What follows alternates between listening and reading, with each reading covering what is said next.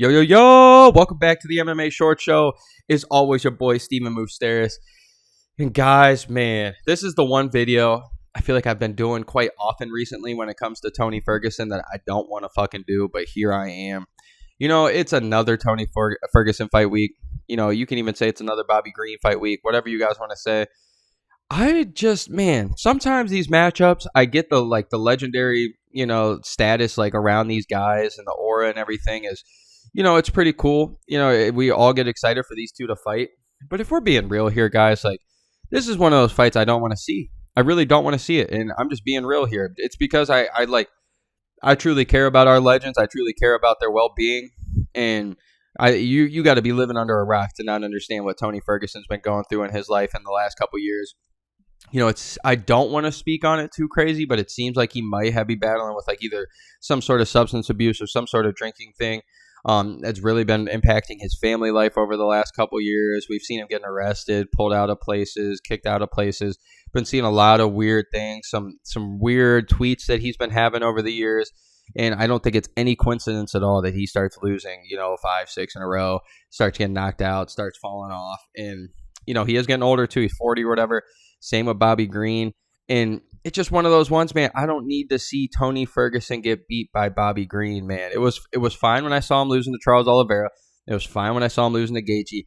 It's fine when he's given, Michael Chandler fits, but loses to Chandler. It's fine. It's fine with Oliveira. If I said that already, whatever. It's fine with some of these guys. And it was cool with Nate Diaz. At least they had a fun fight, I guess. And I'd rather have seen that than seeing Tony lose to Kevin Holland or whoever the hell he was matched up with that day.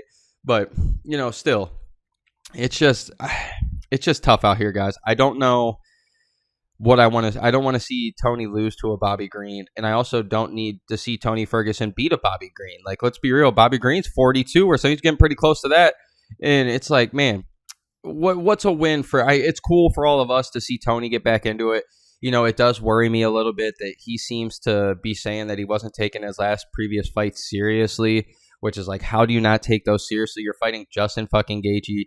You're fighting Michael fucking Chandler. You're fighting Beneil Dariush. You're fighting Charles Oliveira. You're fighting these guys who literally would get you to a title shot, and you're not taking them serious. So all of a sudden, you're going to take Bobby Green seriously? I don't know. He's sitting here saying that he's in his own prime, which you kind of want your fighter to be saying that regardless. But I just don't like when I see fighters kind of just brush things off and say, oh, just things weren't working out well, but here I am now. I don't know. It's a little weird for me. But seriously, guys, what does this do for us fans? What does this do for us fans this weekend?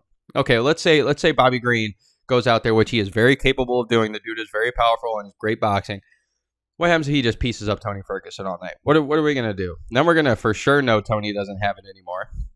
Okay, and then what are we going to do if Tony beats a Bobby Green, who, no offense to Bobby Green's been absolutely dominated by I don't know how many people in professional MMA, and especially the UFC. And he's still a great fighter. I'm not talking shit. Just compare it to other top guys. He's nowhere close to a Beneil Dariush. He's nowhere close to a Michael Chandler. Nowhere close to a Gaethje. Nowhere close to Oliveira. Nowhere close to a Diaz. You know what I'm saying? It's just tough for us. And I don't know what that win would do. I guess it would be cool to see him get back into the win column or anything. But then we got to be real here. If we're looking in the future, if Tony wins against Bobby Green, then, oh, my God, it's off to the races. Oh, Tony's back. And then it's, oh, okay, let's throw you up against another fight with Beneil Dariush. Let's throw you up against Gamrot. Let's throw you up against fucking Jalen Turner. Let's throw you up against these killers who are probably gonna take you out. For real. We gonna see a Poirier fight. That would be a fun fight 5 years ago. But man, I just don't know. I'm worried about Tony Ferguson. I don't want to see him fight again. Honestly, I didn't need to see this fight. After him losing to Diaz, I felt like that would have been a perfect fight to go because he did show a little bit of something in that fight.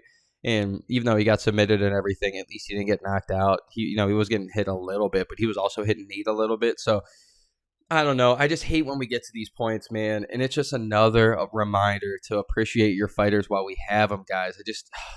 It's just tough for me because I think he's going to lose this weekend. And I haven't seen anything from him that's going to prove me wrong here. I mean, maybe a takedown and submits Bobby Green. But again, what does that win do for us, guys? It's not going to help him at all for his career, his legacy, or anything like that.